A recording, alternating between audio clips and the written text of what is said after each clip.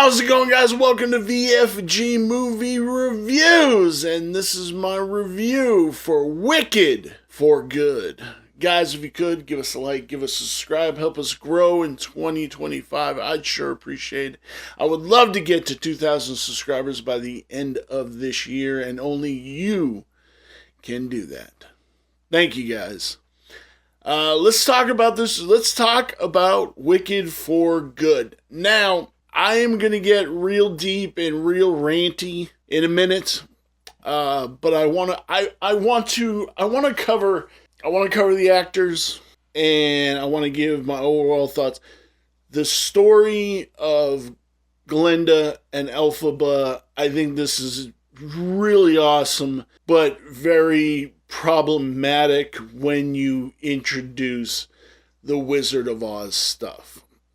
And I think it's a very inventive thing that the writer of the book came up with, this whole backstory that they were friends and then the falling out, and then the cover-up, and then there was never really a falling out, that it was just all this shenanigans in the background of ultimately taking out the wizard and this other character that we never met in The Wizard of Oz. Cynthia Erivo, Ariana Grande, they were absolutely amazing in this. You can definitely tell that their characters grow, and they are different characters from Wicked Part 1 to Wicked for Good. Michelle Yeoh is just amazing actress, and she's great as Madame Marvel. Jeff Goldblum, I would say, is probably one of the most interesting wizards we've gotten, and I do dig him. I absolutely do dig him. Jonathan Bailey as Fiyero, I liked his character less in this movie than I did in the first movie.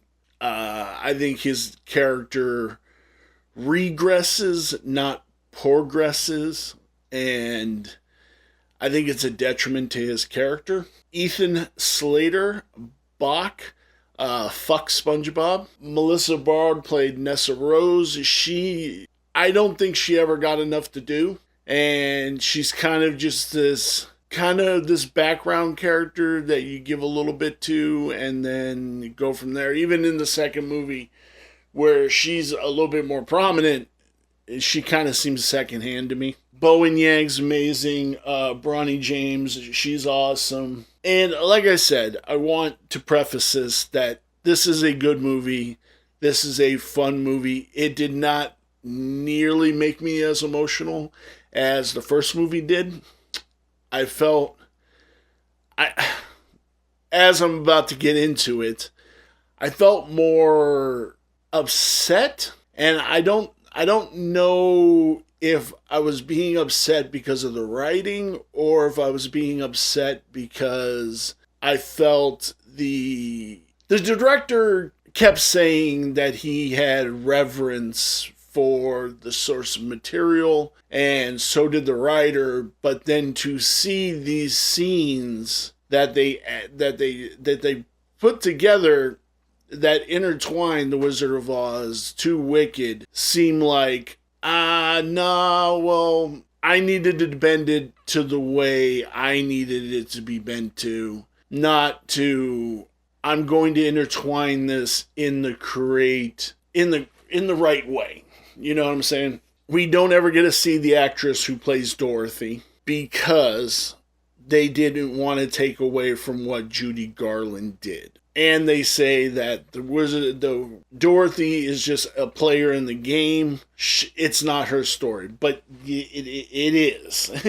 It really is. And I think that was a cop-out on the writer, and I think it was a cop-out on the director, not to see that she's not just a background character. She is the character when she's entered into this. And I think they copped out by not showing the actress, and I think they copped out by diminishing what she's about. And I'm gonna give you some. I'm gonna give you some points here, and let's just start with when the house falls on Nessa Rose, and we find out it's Madame Marble. She fucking they lost their gourd and they kill off Nessa Rose. That's fine because we never see the Wicked Witch of the East in the movie, and I can only base this off the movie.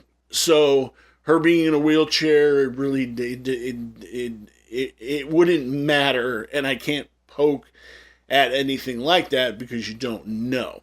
But then that very scene is that the Wicked Witch comes in, she sees that her sister got killed, and she has the confrontation with Dorothy. But that's the scene doesn't play out like that. We just have Elphaba. So this is what I see in the director's heads doing. That scene happened. Elphaba leaves, comes back, hides, waits till Dorothy leaves, and then mourns for her sister, along with Ariana Grande because she was friends with Nessa, but Nessa hated her because of Bach. And it was just so stupid. It's bad writing to have a material and then bend that material to your material instead of bending your material to that material. When Bach leaves, and I'm going to be jumping around here, just stay on the flow and we'll get it there. When Bach leaves, after he's like, oh, I'm not going to hang out with Nessa Rose. I want to go tell Glenda how I really feel. And Nessa Rose immediately signs the thing saying Munchkins can't leave Munchkinland, which, again, there are no Munchkins in this goddamn movie. Which I hate that when they take characters and just put it in name only. He goes back to her. Why did he need to go back to her? He didn't need to go back to Nessa Rose. He never needed to be put in that position. He just, again, it's lazy. Oh, I can't leave. Let me go back to the person that's been basically holding me emotional prisoner for, what does Madame Marvel say, 12 tides or 21 tides have changed or some shit like that. So we get that, and then we get through the Tin Man bit where Nessa's like, no, you're not leaving me. She shrinks his heart. He can feel his heart shrinking in his chest, which, I mean, maybe. And then Nessa Rose did that to him. He clearly saw that Nessa Rose did that to him. And then that Elphaba tried to save him, and that's all she could come up with is turning him into the Tin Man for he wouldn't die. And he's off to go now kill Elphaba when he had a chance to do it right then and there.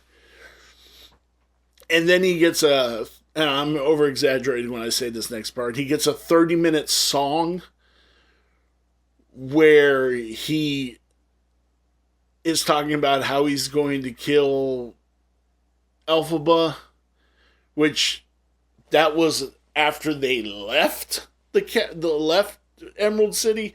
Just in the middle, he's like, I'm gonna fucking sing this song here, and assaults the Cowardly Lion to make the Cowardly Lion tell its story.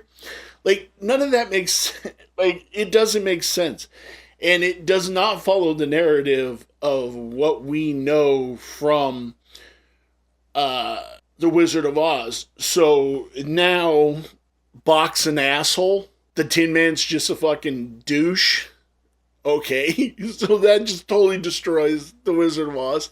And then we get the creation of the Scarecrow, Fiyero, which is fine. But fuck, man, the look came nothing close to how we had it in The Wizard of Oz. And it looks stupid. Like, the texture on his face was really cool, but, like, overall, he fucking looked dumb. And just, I feel, and this is how I'm going to end this episode, I feel like if we would have never got any of the Wizard of Oz stuff, like nothing with Dorothy, nothing with the Scarecrow, nothing with the Tin Man, nothing with the Cowardly Lion, which, again, the whole shit with the Cowardly Lion is bad writing too, because you were young, you didn't understand it. Yes, she kind of fucked up by just leaving it there. You were in a cage. She explains that. She's like, you were caged up. You would never been this person. Like, and it's just bad. It's bad writing, man. And I harp on bad writing a lot. And I call it out for what it is. This is bad writing, and this is bad storytelling. Like, I get it. I get it's Elphaba and Glenda's story. I get that. But if you're going to incorporate these things that we know and we hold true and we hold in reverence, you have to pay them homage correctly or don't use them. And I don't think the director or the writer pay homage to them correctly in any shape or form. Maybe it works better on the stage and it's more understanding, but in a movie setting, it does not work at all. It didn't. It soured me. It really did. I took a long time to think about this. I really, really did. And I've talked it over with a bunch of people. I really, really dislike how they handled the Wizard of Oz stuff. And I'm upset by it. I really am. I'm deeply upset by it because I love Wicked. And like I said, if they would have just never gave us any of that stuff, I think this would have been a way better movie and could achieve the same things. Because basically, it's also throwing away Wizard of Oz because none of it meant anything. Her journey meant nothing. And it's kind of dumb. But I hope you guys understand what I'm trying to say and what I'm meaning with this. If you guys, please leave comments down below. We can talk about it. Maybe you guys can help me work through it. Maybe I can have a better thought process on it. But that's where I'm at with it. This is currently sitting on a Letterboxd score of 3.8 out of 5, a Rotten Tomatoes score of 70%, critics score 96%, audience score, and an IMDb rating of 7.3 out of 10. But where does this lie on my 5-star review scale? The story is a 3. The cinematography is a 5. The characters are a 3. The design is a 4, which brings our total to 3.75. Guys, let me know down below what you thought of Wicked for Good. And before I end this, I did pick up my new Glenda cup. She does light up. It's very cool. And I picked up my Glenda Upland popcorn bucket. I love it. It's so cool. This will go up with my other one. And if I do it before I edit it, I will post a picture of my shelf with my other bucket, my other cup, my topper. If not, you can go check it out on Instagram. I will post it over there. Follow me on Instagram, guys. I got to break my shadow ban over there, so more followers I get, the more I can get my stuff out there, guys. So head on over there. I'd sure appreciate it. Look for Tim Williams or VFG Movie Reviews. Thank you, guys. Give us that like, give us a subscribe, help us grow. Thank you guys so very much, and I will see you in my next review. Bye.